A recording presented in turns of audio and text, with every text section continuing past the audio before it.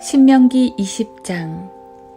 너는 내 원수들과 대적하여 싸우러 나가서 말들과 병거들과 너보다 많은 사람들을 보더라도 그들을 두려워하지 말라. 이는 이집트 땅에서 너를 데리고 나오신 주 너희 하나님께서 너와 함께 계심이라. 너희가 싸움터에 가까이 나가거든 제사장은 백성에게 다가가서 고하여 그들에게 말하기를 오 이스라엘아 들으라. 너희가 오늘 너희 원수들과 대적하여 싸우러 다가갔으니 너희 마음이 쇠잔하지 말며 두려워 말고 떨지 말며 너희는 그들로 인하여 놀라지 말라. 이는 주 너희 하나님께서는 너희와 함께 가시고 너희를 위하여 너희 원수들을 대적하여 싸우시며 너희를 구원하시는 분이심이라 하라.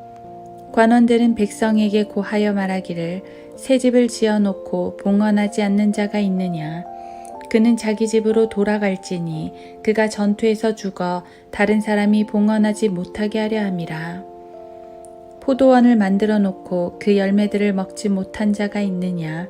그도 자기 집으로 돌아갈지니 그가 전투에서 죽어 다른 사람이 그 열매를 먹지 않도록 하려 함이라.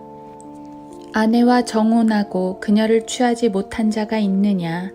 그는 자기 집으로 돌아갈지니 그가 전투에서 죽어 다른 사람이 그녀를 취하지 않도록 하려 함이라 하라. 더 나아가 관원들은 백성에게 일러 말하기를 겁에 질리고 낙담하는 자가 있느냐. 그는 자기 집으로 돌아갈지니 그의 형제들의 마음이 그의 마음과 같이 되지 않도록 하려 함이라 하고 그 관원들이 백성에게 말하기를 마친 후에 그들이 군대의 대장들을 세워 백성을 이끌게 할지니라. 내가 어떤 성읍에 싸우려고 접근할 때면 그 성읍의 화평을 선포하라. 만일 그 성읍이 너에게 화평으로 응답하고 너에게 성읍을 열면 거기에 있는 모든 백성으로 내게 조공 바치는 자들이 되게 하고 그들로 너를 섬기게 할지니라. 만일 그 성읍이 너와 화평을 하려 하지 않고 너를 대적하여 싸우려 하면 너는 그 성읍을 포위하고 주 너희 하나님께서 그 성읍을 내 손에 넘겨주시거든 너는 칼날로 그곳의 모든 남자를 쳐 죽일 것이나 여자들과 어린 것들과 가축과 그 성읍 안에 있는 모든 것, 즉 모든 탈취물들은 내가 스스로 가질 것이요 내 원수들의 탈취물은 주 너희 하나님께서 내게 주신 것이니 내가 먹을지니라. 너는 내게 아주 멀리 떨어져 있는 모든 성읍들, 즉 이 민족의 성읍이 아닌 것들에게는 이같이 행하라.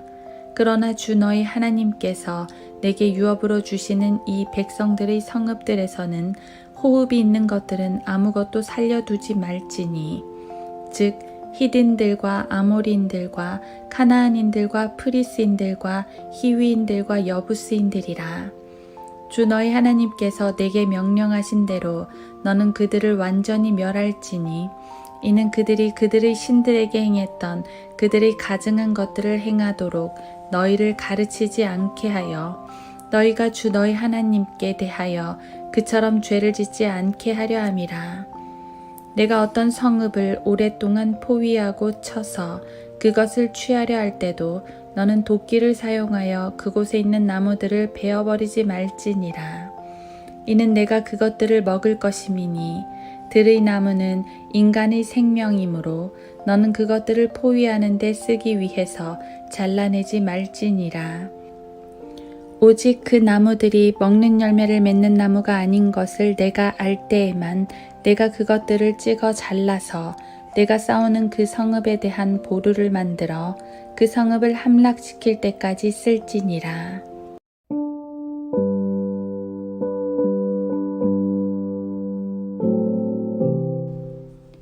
하루 한 장 신명기 20장.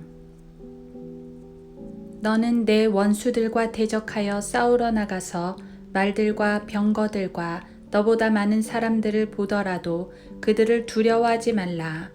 이는 이집트 땅에서 너를 데리고 나오신 주 너희 하나님께서 너와 함께 계심이라. 신명기 20장 1절. 고대 전쟁들을 보면 20만 대군, 30만 대군, 심지어 100만 대군이라는 말도 합니다. 그런데 그 군사들이 모두 정예병이었을까요? 그렇지 않습니다. 소수의 정예병들을 제외하곤 고대의 군사들은 대부분 농민들이었습니다. 보통은 16살에서 60살까지 징병되니 대다수는 싸움에 익숙하지 않은 사람들입니다. 겁이라도 집어먹게 되면 아무리 수가 많아도 그들은 오합지졸이 되지요. 군사의 수는 전투 초기 적에게 위압감을 주는 것 이상 아무것도 아니었습니다. 아무리 대군이라도 말입니다. 신명기 20장은 전쟁에 대해 몇 가지 지침들을 주고 있습니다. 새 집을 짓거나 포도원을 만들거나 아내와 정혼한 사람은 전투에서 제외시키라고 말씀하십니다. 이런 걸 보면 하나님은 참 관대하십니다. 전투라는 위급 상황에서도 백성들 한 명 한 명의 사정을 다 봐주시니 말입니다. 그런데 이것은 단순한 관대함이 아닙니다. 하나님께서는 군사의 수가 중요하지 않다는 것을 보여주는 것입니다. 8절에서는 겁에 질리고 낙담하는 자들도 빼라고 말씀하십니다. 그런 군사는 아무리 많아도 소용없다는 것이지요. 하나님의 전쟁에선 숫자가 적어도 상관없습니다. 왜냐하면 전능하신 하나님께서 싸워주시기 때문입니다. 실제로 기드온은 두려워하는 사람들을 포함하여 수많은 사람들을 뺐습니다. 오직 300명만 갖고 싸웠는데 이때도 싸워주신 분은 하나님이셨습니다. 반면 사울 왕은 두려움에 떠는 백성들이 군영을 이탈하자 불안해했습니다. 더 이상 군사들이 이탈되기 전에 전투를 개시해야 한다는 강박 때문에 허락되지도 않은 희생제를 드렸다가 하나님께 버림을 받았습니다. 그는 하나님을 의지하지 않고 군사의 수를 의지했습니다. 하지만 두려워 떠는 군사들은 진영을 떠나는 게 낫습니다. 그들은 하나님의 군대에 도움이 안 됩니다. 오히려 악영향만 끼칩니다. 성경은 여러 번에 걸쳐서 전쟁은 하나님께서 하시는 것이라 했습니다. 백성들에게 요구하시는 것은 오직 하나님을 신뢰하라는 것입니다. 군사의 수는 하나님께 하나도 중요하지 않습니다. 아무리 많은 군사와 막강한 군대를 보더라도 두려워 말고 떨지 말며 놀라지 말라고 하십니다. 하나님께서 싸워주시기 때문입니다. 이것이 바로 영적인 싸움에서 육신의 힘이나 혈기로 싸우지 말아야 하는 이유입니다. 육신의 힘으로 상대를 제압하면 나보다 더 강한 사람이 나타날 시 우리는 제압당하고 맙니다.